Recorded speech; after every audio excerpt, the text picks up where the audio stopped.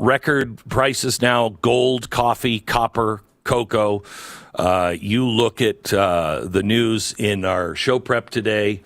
They talk about, the Fed says they got this under control, and maybe it looks like they don't. No, you know who the Fed doesn't have under control? Is the spending at the United States government. The United States government is printing $1 trillion every 100 days. $1 trillion every 100 days. Just put that in your pipe and smoke it for a minute. What do you think's going to happen to inflation when they're dumping $1 trillion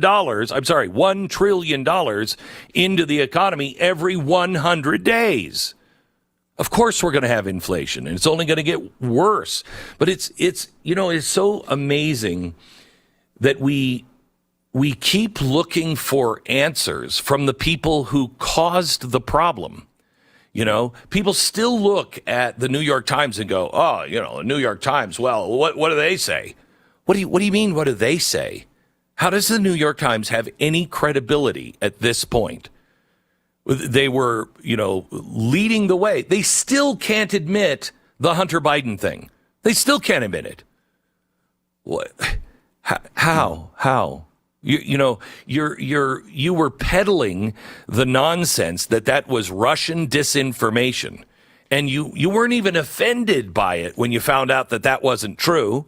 You weren't even offended. You didn't ask the people who told you, in the intel industry. You didn't say, "Hey, dude, you really led me astray on this one."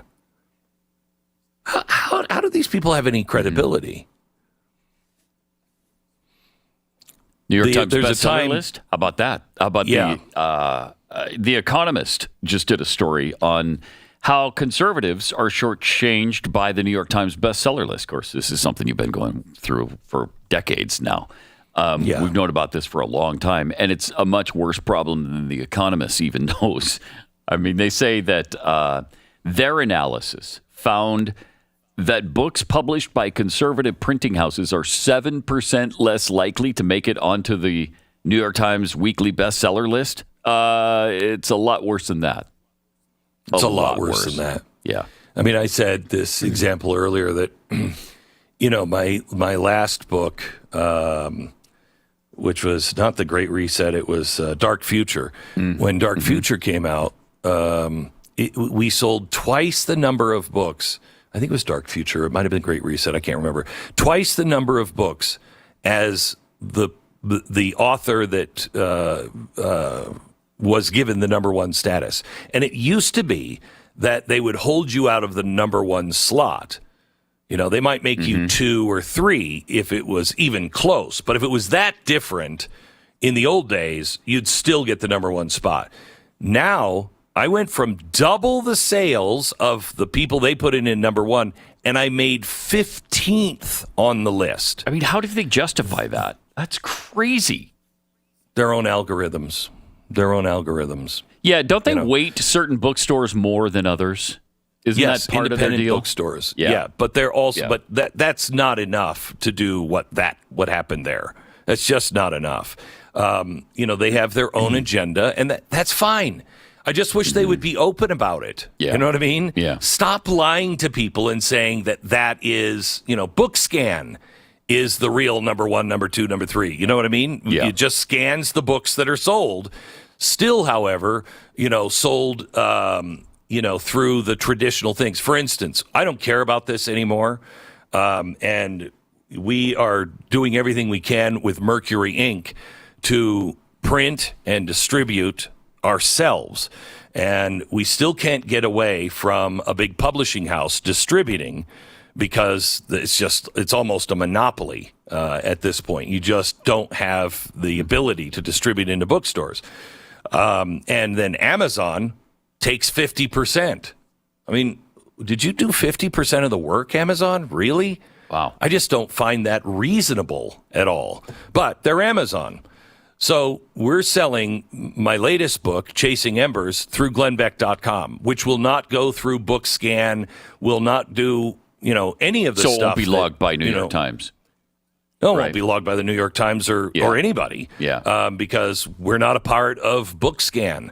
So, and I don't care. I really don't care. I want to I'm tired of putting my money and my effort and then putting it into institutions that are trying to kill us. Mm-hmm. Do you remember, Pat, when we used to go on tour at bookstores and how many hostile bookstores we would walk into? Yeah. That just found me despicable. Yeah. But they did it because they knew they'd sell a lot of books. Yep. Just tired of it. Yeah. Don't have to do it. It's interesting because in this Economist article, they say that leading conservative authors like you and Bill O'Reilly are frequently listed on the New York Times bestseller nonfiction list, but less prominent writers have a more difficult time making the cut. Yeah, and like you just explained, though, while you're on the list, you're not where you should be on the list. It's not accurate because they fudge even those numbers. So because you probably think this is a lot of whining about, trophies. It's not. The New York Times, if you get in the top 10 New York Times, then your book is automatically put in every airport. Mm-hmm. It's automatically put in the front of the stores. Otherwise, it just kind of languishes on a back shelf someplace. So, and that's what they want. That's why they don't put, that's why the Great Reset and Dark Future could not be a top 10 bestseller. It had to be 15. It could not be a top 10. Why? Because then it would get the exposure that they didn't want it to have. So by the New York Times doing this, it's not about money and it's not bragging rights. It is about exposure and having your book placed in places like airports where people go in to buy a book and they're going to, go take a flight or take a vacation and they'll see your book. They'll carry the top 10 bestsellers. And if you're not in that, you're not seen. So you don't get discovered. That's the problem. And nobody's really articulated that. They make it seem like it's it's petty, that it's I want to be on a top 10 New York Times bestseller list because that says something about me. God, it says nothing about anybody. Let's see. California's minimum wage, the $20 minimum wage for fast food workers. Yeah, kind of putting people out of business. First of all, McDonald's, Wendy's, Burger King hiked prices to offset the higher cost. Who would have seen that coming? I mean, how many times does it take before people understand basic economics? The price of the goods or service goes up when it costs the company that is providing those goods or services, when it costs them more to get that to you, they raise the price. That's the way business works. Communism doesn't work that way. Communism, they just do what they want to do, and price doesn't matter. And that's why you have crappy stuff. You have crappy distribution and supermarkets that, I would feel safer. I'd feel safer in the streets in eating the food off the streets in China than I would in Venezuela, in the grocery store. It's a really hard decision, too, for a lot of businesses. I have a small business, and when the price of the ingredients goes up, for a while, you just eat that cost, And I know. Then eventually, you can't any longer. You can't. So when butter goes from $70 for the in the volume that we buy it in, from $70 to $143, then eventually that price is going to go up. Well, that's crazy. The same thing. We talk about this at the Blaze all the time. You know me, Pat. I hate, because I grew up in radio, which is free. I hate charging for stuff. I'd go on. I would so gladly go on tour and not make a dime.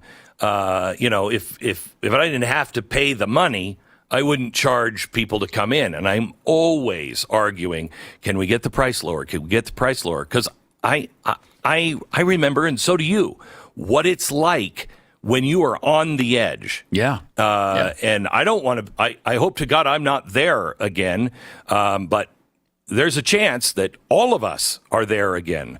And it kills me. It just kills me. And I think that the owners of stores and makers of products that actually see the end user, like I don't think Nike doesn't care.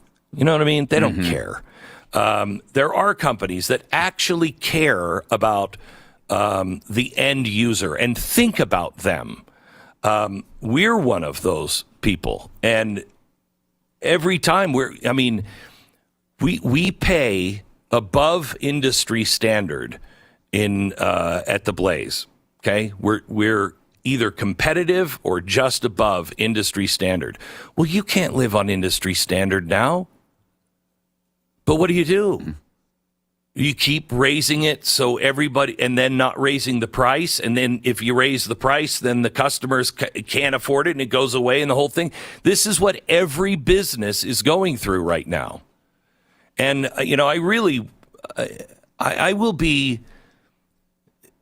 I will absolutely be convinced that this is a fraudulent election if for the first time in history, the economy doesn't play the major role. Look at, can America survive another 4 years? Can you survive another 4 years going down this road? Can you afford it? Just let's ask that. Can Americans afford another 4 years? Because everything is going up. You're not able to buy a house. You're not able to get a loan on anything that is reasonable, and it is only going to get much, much worse. And I don't know if you saw the jobs report yesterday. So in the jobs report, the Fed chief Powell came out and said, "Yeah, these jobs reports, the books are being cooked a bit." Wait, what? All of the jobs that have been created are part-time jobs, and I shouldn't say all, the vast majority are part-time jobs, and almost no American citizens are getting the jobs that are actually being reported as being created. It's almost all illegal aliens now. I mean, you hear, well, it was a pretty good jobs report. Yeah, for illegal aliens. Can you afford another 4 years of this?